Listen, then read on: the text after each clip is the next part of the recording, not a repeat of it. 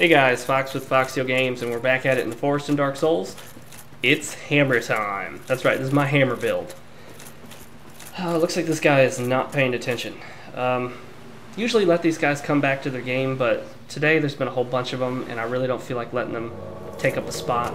I'd rather have someone else invade than them sit there, so get a few hits in, and this guy invades. So, alright, we'll take out this guy first. I'm thinking we'll get a parry off on him. Watch. Yep. Easy. Oh, the other guy's back.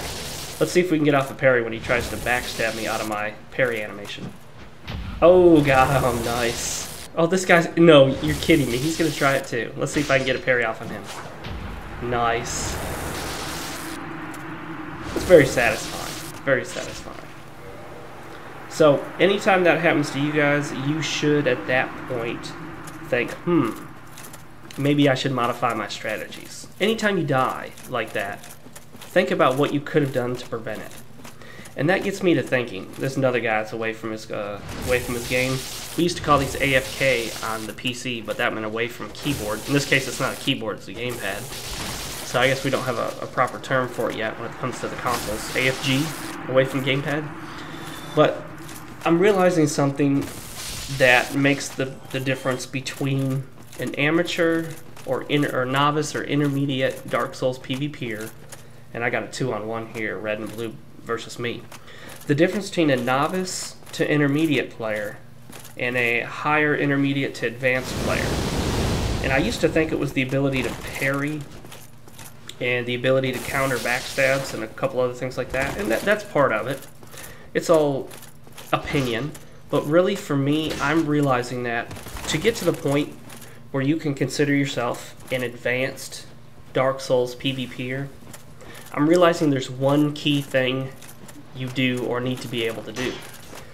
And as I do it more, I'm realizing it makes all the difference in the world sometimes. Before I tell you what it is, let me say this. You'll probably think that it's really, really key important to have awesome gear and great armor set and the right stats and have it all balanced and all that good stuff, and it's true. That's true. That's very important. But you'll see guys use less than optimal setups. Right here, this gets real sloppy for a while here, guys. I basically just R1 spam when I get cornered, so yeah, it's a bit of luck involved here when I kill these guys. If I kill them both, we'll see. I know I killed one of them. Look at that, got the guy behind me.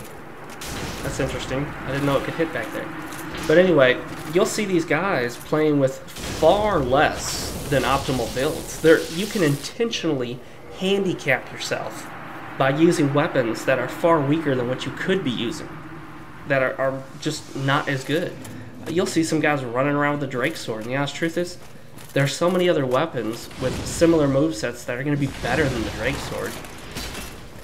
Which got me to thinking, how is it that these guys can go around with these suboptimal builds and still win? How is it that these guys can have similar builds, both be playing for the same length of time, and one of them whoops the other and practically massacres his opponent? What's the difference there? You think it's skill, right? It is skill. But what kind of skill? Knowing how to parry? Yeah, that's important. Knowing how to backstab and counter backstabs? Definitely important. Knowing how to use all your different skills like the kick and the jump attacks and the R1s and R2s and two-handing and all that? Yeah, important. Knowing how to block. But here's the key. And I'm realizing this more and more, and tell me if you guys agree or disagree. I think the key, most important thing when it comes to becoming an advanced Dark Souls PvPer is predicting your opponent's next move. It's like a big game of chess. You see, a novice chess player, he looks at the board and thinks about what the best move for right now is, and that's it. But an intermediate to advanced chess player, he thinks, okay, if I do this, then my opponent will probably do this, so then I'll do this. Wait a minute, I should do this instead because he'll probably do this and then I'll do this. Dark Souls is the same way. A lot of what's going on in PvP here, especially with parrying, and a lot with backstabs, and with just about all of it, is predictive combat. You're basically predicting what you think your opponent's going to do, and then deciding ahead of time the best response to it. And that's really what the best parrying is all about. Other than the setup parry, which still has a level of prediction in it, the only reliable way to parry someone is to predict when they're going to attack. And how do you do that? Well, you base that on a couple things. You base it on your general experience. You look at their armor set and what shield and weapon they're using. And then you look at how they move and what they do and get kind of a general idea of how they're fighting. I know some of you will complain here I'm healing. Look, I've talked about that before. This is the forest. I'm being invaded over and over and over. I'm running out of my spells. It's not ideal, guys. This is not an honor duel. This is not a setup duel. It's life in Dark Souls. Anyway, the predicting of your opponent's move seems to yield the best results when it comes to this kind of fighting.